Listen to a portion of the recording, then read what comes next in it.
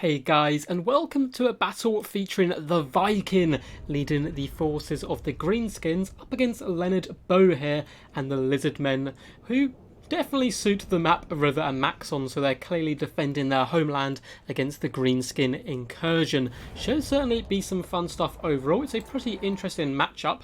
Often you'll see Savage Orc Biggins in the recent meta, but it looks like Viking is going for a slightly different strategy. In the front line, he has, or front vanguard, sorry, he has double Goblin Wolf Chariots, fantastic value unit. They don't do a huge amount of damage typically, however, they're fantastic at running over skinks, harassing the back line, and pretty good fodder as well to waste chameleon skink shots.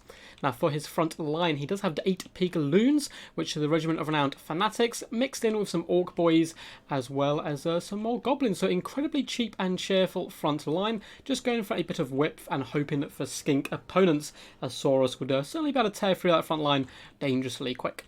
Deep in reserve here, we do have Forest Goblin Spider Rider Archers, as well as Morgrub's Mangy Marauders, getting flanked by 2 units of the Spiders, which is a decent skirmish core overall, and Greenskin skirmish in general is really underrated in my opinion. Over on the left-hand side and hiding in the trees, we do have some Orc Boar Boys. These guys did get massive improvements, as did all Greenskin Cav, although still considered by most not to be the greatest cavalry in the world, but I'll be interested to see how they do perform. And they are going to be here protecting the Arachnarok Queen, an awesome regiment of renowned giant spider, which can summon hatchlings. We have a double Goblin Big Boss as well on spider mounts, making them scary fast. And these guys coming in with They Need Stabbing are really deadly and potent now. Good at taking down enemy heroes, especially casters. They destroy those guys so quickly. Up in the skies, we do have Azag the Slaughterer here, looking absolutely fantastic. Actually, I've seen him in a few of my replays recently. He's going to be coming in with Foe Seeker and Spirit Leech. He also has a Get On With It, plus 8 leadership. Certainly not bad, considering Greenskins do lack a little bit of leadership. Now, for the forces of the Lizardmen, we do have 2 Chameleon Skinks up front as expected. Chameleon Skinks, fantastic against Greenskins. However, you can see they're kind of wasting shots into Goblin Wolf Chariots at this point. We do have Papa Krokgar on his horned one here, and mount we barely get to see, but it is absolutely fantastic. And he's of course going to be bringing all his buffs and Hand of the Gods. For his main battle line, we have red-crested skinks up to silver chevron, mixed in with Saurus warriors all along the front line. We also have a feral Gary Bastillodon, as well as a skink priest of beasts coming in with the curse, manticore summon, and being on a gigantic stegodon with a huge bow. Surely going to be loosing some shots as soon as possible.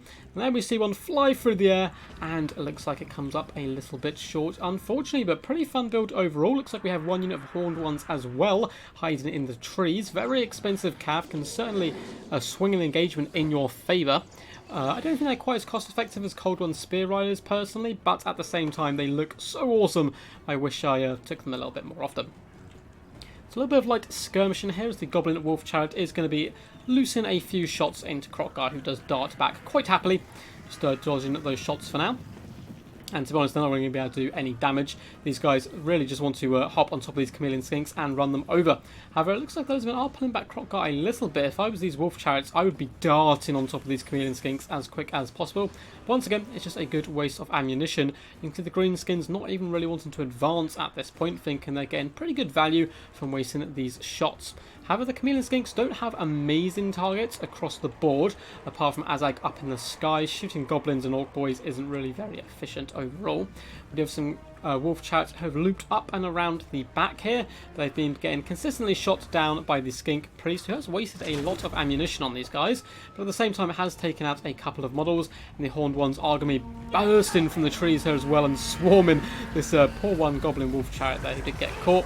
These guys are going to get routed and probably forced off the field, although Azag is floating over here. A little Spirit Leech on these horned ones would certainly be pretty decent as well. In the front lines, look like the Chameleon Skinks definitely overextended here massively. Both players being incredibly passive, allowing the Wolf Chariots just to burst forward and run over these Chameleon Skinks. Going to be getting some fantastic value. Krokgar is pushing up now, but a little bit too little too late. A load of the Chameleons will be able to escape, but still decent damage across the board from the Goblin Wolf Chariot. Looks like the Greenskins are now going to be pouncing upon Krokgar, who himself has overextended. So Morgrub's Mangy Marauders flocking forward, as well as Forest Goblin Rider Archers. But looks like the wolf chats have been forced off by Kroq-Gar. All these guys do start to flee and escape. Very well timed swiftness of Itzel here. We have that lovely speed boost to Kroq-Gar. He's going to be getting slowed down by poison here. And there is goblin big bosses chasing him as well. And he definitely wants to get away from those guys as much as possible. Chameleon Skink should be falling back as well, and this Lizardmen force really needs to get on the gas and start to push forward. They're not winning the skirmish game so far. Azag is going to dive down on top of these Chameleon Skinks. He has to be a little bit careful, however. If Kroq-Gar does turn around and Hand of the Gods him, he can do some disgusting damage, and it looks like he does. And all of those shots here, and you see how much damage that does to Azag, nearly breaking him from the start, and he can have a tough time getting away from this. Chameleon Skinks instead, though, decide to focus down the Goblin Big Boss. Manticore Summon is active as well. I would try and hop on Azag as soon as possible whilst he's still poisoned, hunt him down and just force him off the field of battle. It would be such a huge boon to the Lizardmen in the early stages. Kroq-Gar just chilling at this point, once again going to be pushing forward without his army and putting pressure on these Goblin Big Bosses, who yes, are a little bit squishy themselves, but I still think this is a pretty risky play. I don't think there's any kind of need for it. Just advance the forces. It looks like he is finally doing that as well now, which is good to see. Although the Goblin Big Boss did manage to hammer him down quite nicely and should be able to force him off as well. Beautiful recovery coming in by the Greenskins here. Azag certainly would have been chased off the battlefield by the Manticore. Instead, they focus fire him down with the Forest Goblin Spider Rider archers. And once he starts to rampage, of course, he's going to land on nearby enemies. At which point he can just be dragged down by sheer weight of number or forgotten, and that is going to allow Azag to survive. So really crucial moment there for the Greenskins and their chances here. Looks like the Skink Priest is only up to 7 kills and pretty much out of ammunition. Most of those kills are chariots, however, so it's not the worst trade in the world, I suppose. Goblin Big Boss is fleeing for the hills, both of which are below half health now, which is pretty good play. Kroq-Gar will certainly be getting his mount's teeth wet so far with blood. Doing a decent job. However, the Arachnarok Queen is going to be a bit of a pickle here for him to take down, to be honest. Horned ones are going to be darting in here, but they do not have the anti-large that their Spear Rider brethren do have. Kroq-Gar is going to go, pretty deep here, going straight for the spider. Curse has been popped, lowering that melee attack, which is pretty nice, but still it is a gigantic poisonous spider. There's a lot of allies nearby, and Kroq-Gar is getting hammered right now by just sheer weight of arrow fire. In the distance, the Greenskins are indeed going to be falling back at this point, trying to drag out the skirmish phase. And another Hand of the Gods comes in and connects with Azag down to 154 hit points. I have no idea how he is not broken yet. Somehow survives the break, and this is where if the Skink Priest had like 1 or 2 shots left, it would have been perfect for hunting down Azag. But instead, Kroq-Gar does indeed get a they need stabbing popped on him, and that allows the Arachnarok Queen to very quickly destroy him. So both lords incredibly low and beats up at this point. Luckily for the Greenskins, Azag has a bit more pace on him and should be able to escape the worst before flying over and perhaps Spirit Leeching Kroq-Gar down. The Saurus Warriors are now engaged with Orc Boys. Saurus Warriors certainly do a fantastic job here, tearing apart these Orc Boys in glorious hand-to-hand combat. You see the blood is flowing strong, but with the help of the Goblin Big Bosses, they should be able to kind of overwhelm the front line for the most part. Over here, the 8 Peak Loonies has arrived as well. Hopefully we will see some fanatics kind of swinging around on those giant chains as well, pulling it down at Saurus Warriors. Could be some good stuff. Kroq-Gar once again charging straight at that Arachnarok Queen, which just seems really risky. He is trying to help assassinate it with the help of the Skink Priest Mighty Stegodon. We have some Saurus Warriors here as well, but with the war active, I would definitely keep back with Kroq-Gar.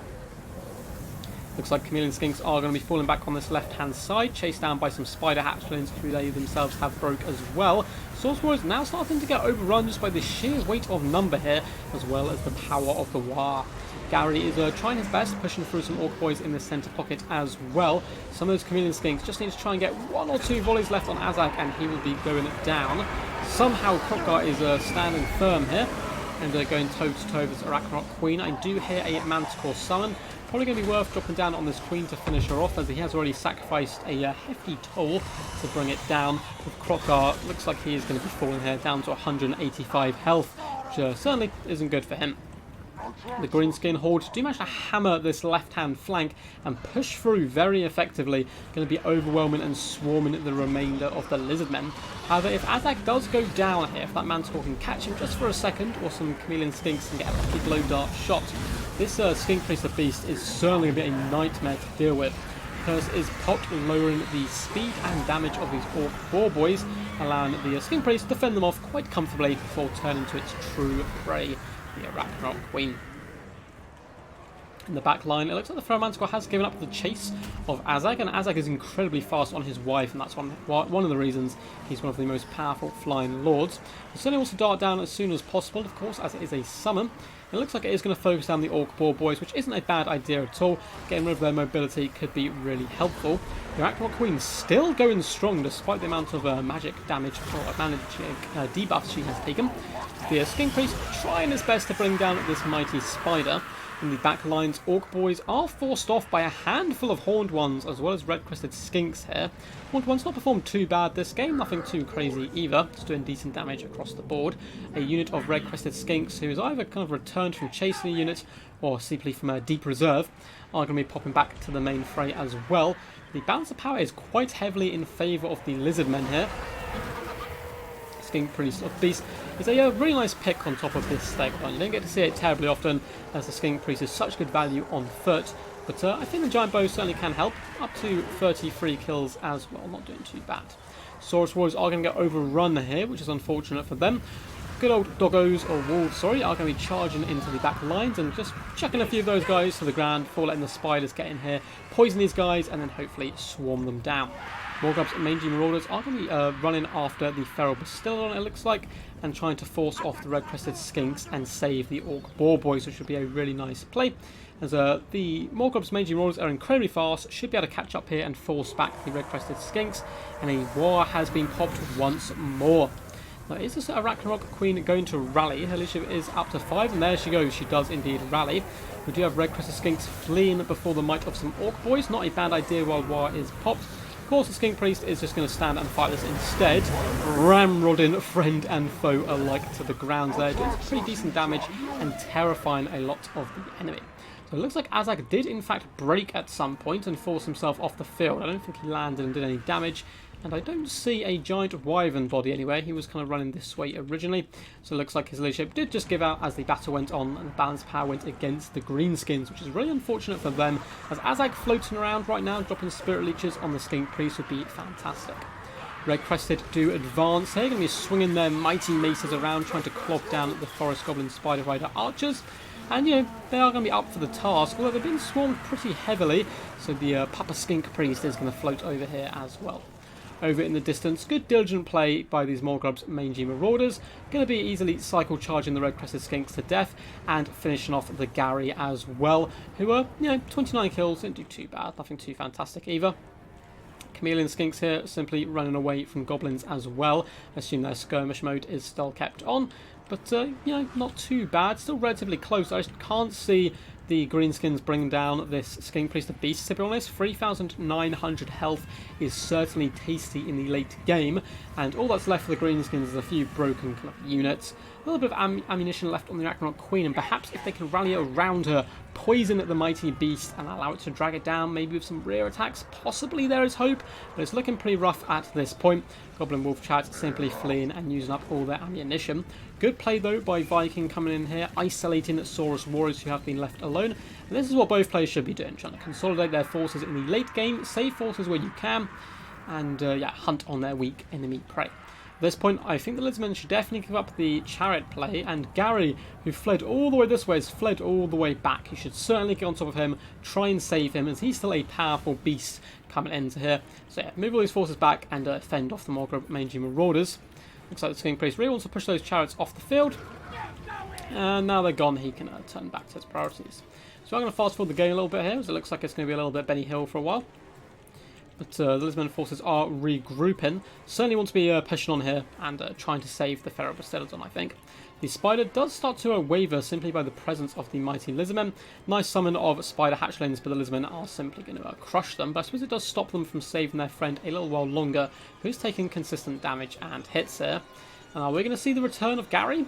Perhaps so, and we do, and he immediately goes into a rampage and charges after the Morgod mangy marauders. Very annoyed that they've been hunting him for so long, but a lovely cold-blooded does allow him to regain his composure. And the Force Lizardmen do now start the advance. There's quite a few Greenskins, though, lurking in the trees here. So we'll just fast forward a little bit until we do get to the final engagement. It looks like they are Forest Goblin Spider Riders and some Orc Boys as well. We'll certainly let their weight be known. The Ragnarok Queen is running for the hills here as well, but looks like the Lizardmen are going to give up the chase just to hunt down some spiders. Certainly think it would have been worth their time chasing this spider off. If there is a way back in this game, it's certainly through that beast. Looks like spiders just dying back and forth. Some hatchlings being sent into combat as well. Just trying to buy as much time for the Greenskin forces as possible and tire out the Lizardmen, which isn't a bad strategy, using up the ammunition on the Ragnarok Queen as well. All aimed at poor Gary here, who's getting pretty damn low. Every time the Lizardmen come close, the Queen does fall back and waver a little bit.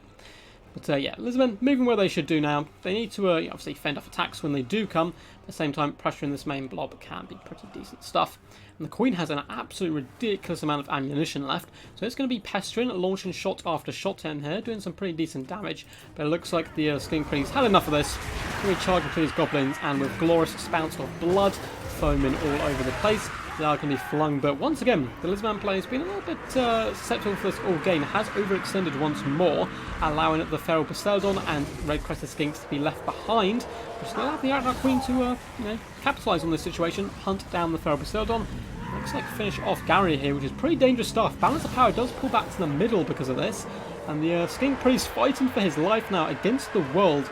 It is one model versus 216. That number is continuously dropping here. At this point, he needs to kill the Queen with the Skink Priest here and try and tear out all the weakened foes. If the Queen goes down, it will certainly look much, much tastier for him. So the Skink Priest is just kind of looking at each other now, just having a little staring contest, beast on beast.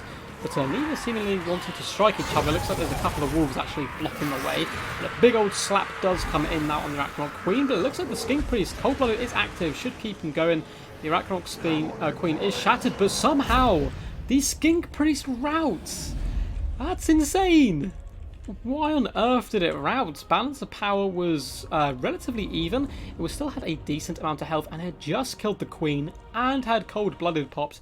I'm very surprised here that it routed to the kind of meager forces. As you can see, all the units are in terror rout at this point. So the one unit left, accurately fighting on the battlefield kind of with their minds is a single unit of goblins. That was insane, but a Pyrrhic victory for the Greenskins tied there. Very surprised, honestly. I thought the Skink Priest had that in the bag, but the good, dogged display by Viking overall really did, show the enemy what for. So, massive shout out to Viking for sending this one in. And if you enjoyed this battle, guys, remember, hit that thumbs up button and feel free to subscribe for more Total War Warhammer content. But overall, really fun builds. I quite like the idea of going, Orc Boys and Goblin based up against Lizardmen. I see a ton of people bring Savage Orc Biggins in recent times, and that is certainly good. They can chew through Saurus and do decent damage up against the big dinos, but I suppose players, again, a little bit, they're catching on and they kind of expect those type of units as well. Azek unfortunately didn't get the best engagements all round and kind of wasted his life, but at the same time so did Krokgar, so it was a bit of tit for tat. At least Krokgar did get those two glorious Hand of the Gods shots off and do huge damage to Azag. I think he just needed to avoid the Queen. There just didn't seem much point going in there. Just float around, help your boys win the front line, and chew on those characters when they do indeed come close. I do, however, love the inclusion of the Horned Ones. Don't get to see them terribly often at all. And I think it was just the early stages of the battle which kind of cost Leonard here. And overextended. Both players were a little bit guilty of overextending them, but it happens, of course, it happens to everyone. And still some quality plays as well. And really good stuff. Anyway, guys, hope you did enjoy. Before I forget, the Viking does indeed have a YouTube channel and Twitch as well, so definitely go check him out. He's been a kind of long-standing cast in the community, and a super cool dude. So anyway, guys, until next time, peace, and as always, stay awesome.